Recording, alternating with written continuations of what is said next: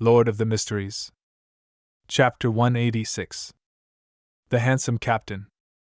Countless rays of brilliance drowned Klein as ravings of a million people filled his ears. However, Klein thought nothing of it. His abilities as a clown told him that his spirit was being engulfed by a black shadow that was rapidly expanding. The black shadow was a huge cross, and there seemed to be a person hanging upside down on it. Gotcha! The chaotic tornado of thoughts unleashed its load outwards and turned uniform. Eugen's spiritual world disintegrated bit by bit. Klein noticed that he had exceeded his fastest flying speed from his previous trial. His soul had become significantly stronger after he briefly mixed with some of the strength from the mysterious space above the gray fog. Just as the cross's shadow was about to engulf him entirely, he dashed out of the blurry world and felt his body. He familiarly stimulated a descent, and Eugen's long skinny face and messy blonde hair instantly appeared in his vision, along with the 3 candles that were burning at the window ledge. He had managed to get out of the mediumship state in time. In that instant, he saw black scales growing one after another on Eugen's face. His vacant pupils turned into slits, becoming extremely cool and ruthless. Oh shit! He's going to lose control. Klein's pupils constricted, and before he could react, he saw a figure in a knee-length black trench coat and silk top hat take 2 huge strides before Eugen. He then raised the revolver and pushed it against the man's head. Bang! Bang! Bang!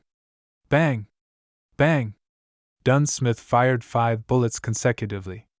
Eugen's head suddenly blew up like a watermelon falling down from a high height.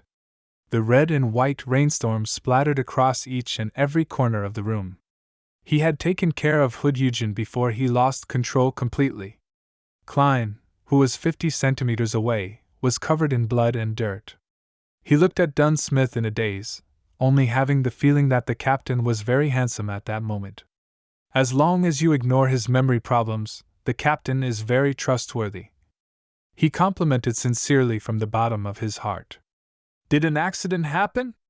Dunn put away his revolver and watched Eugen's mostly headless body slowly fall to the floor. Just as Klein was about to organize his words, he saw that the body had become a pile of bloody flesh within a few seconds, and the asylum uniform that covered it appeared to have its most basic structure damaged.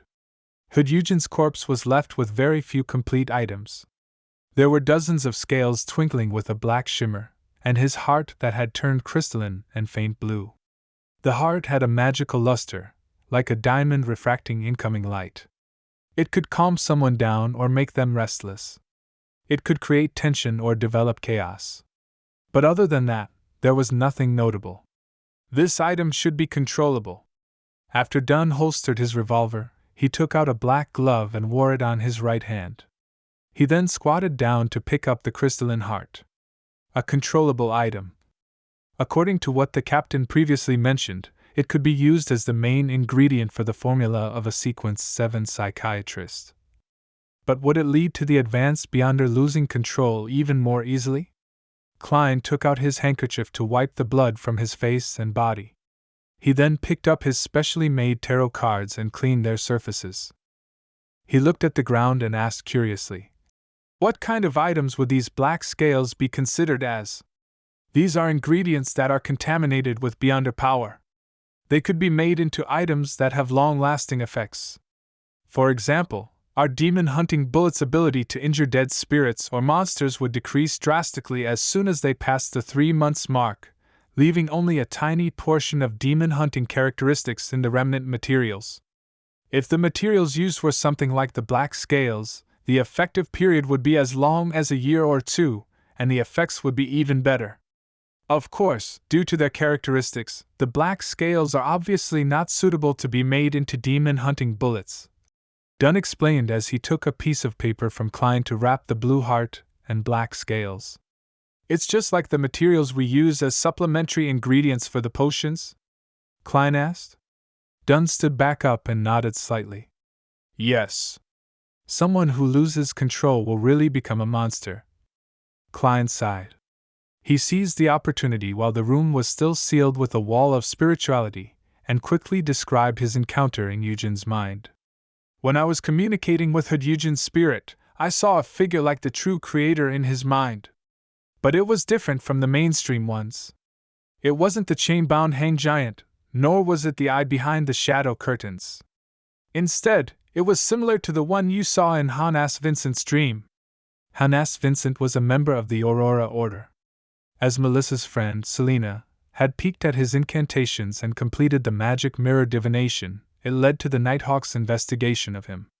Dunsmith saw something close to the true creator in his dream, but it was a different image than the mainstream image that was widely circulated. In the end, the result was an injury and a strange death. When Hudyugin flipped over the tarot card of the Hanged Man, Klein had actually already expected it. But he never thought it would be presented in such a way. Of course, it was only indirect contact. It wouldn't be comparable to the time he had spied on the eternal blazing sun directly. The worst outcome was just mild injury or mild corruption.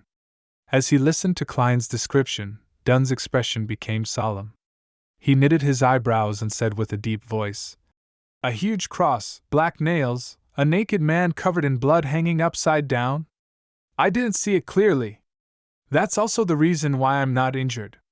I only noticed a huge cross and figure similar to a man being hung upside down," Klein replied tactfully. At that moment, all he cared about was fleeing. Seemingly in thought, Dunn nodded and said, "Lenevis's visit to Hudyugin was related to the true creator? So the Aurora Order is involved?" Klein quickly repeated the conversation he'd had during the communication. "Lenevis tempted Hudyugin with the acting method, and a so-called immortal godhood.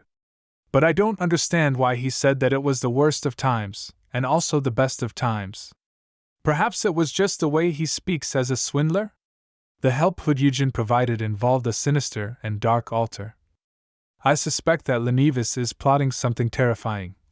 Then, his heart stirred as he spoke.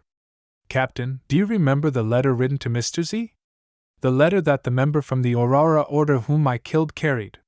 He mentioned in the letter that he was waiting for an appropriate opportunity, something about the arrival of the end of days. He will offer all the lambs in Tingen to his so-called god. Would this be related to Lenevis's plot?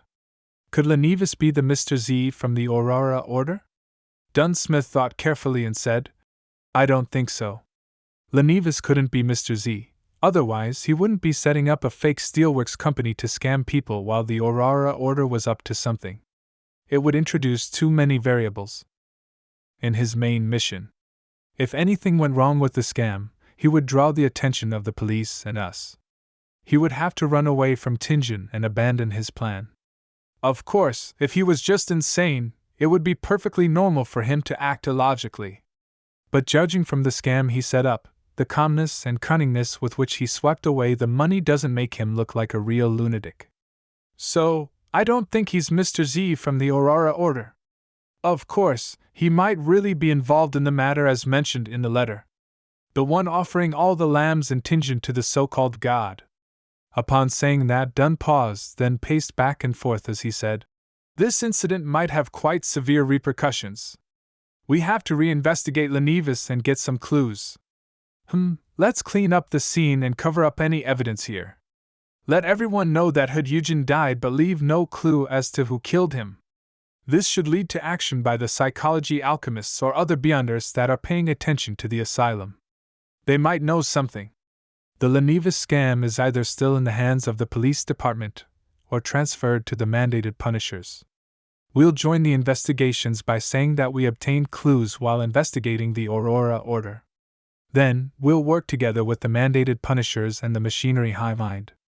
We'll concentrate the forces in Tingen and investigate everything and anyone associated with Lenevis.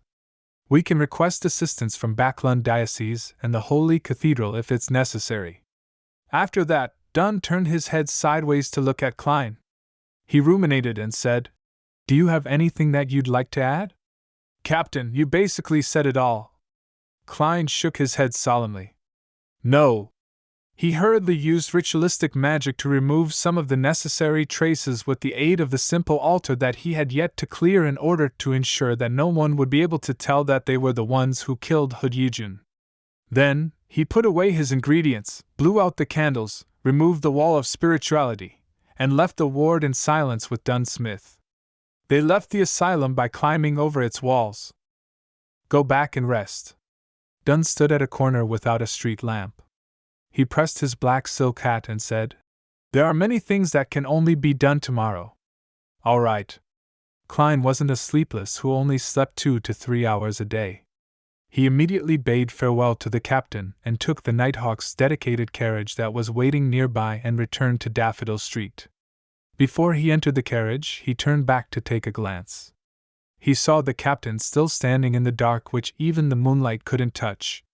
He appeared to be thinking in silence. The streets were quiet and void of people before dawn. The carriage tore through the streets, sometimes going straight, sometimes taking turns. Klein was pondering about Lenivus when suddenly, he felt as if he was in a trance. He saw that the color before his eyes became saturated. The reds became redder and the blacks became blacker, just like an impressionist's oil painting. The surroundings slowed down, and the carriage seemed to enter a strange world. Klein grabbed his flaring sun charm and drew his revolver. Just then, a huge, white, bony palm extended through the carriage window and threw in a neatly folded letter. Then, the palm pulled back and vanished. The oil painting-like scene suddenly returned to normal, while the carriage was still driving along the street steadily. It's a really well-hidden method. Klein looked at the letter by the side of his foot, as the corner of his lips twitched.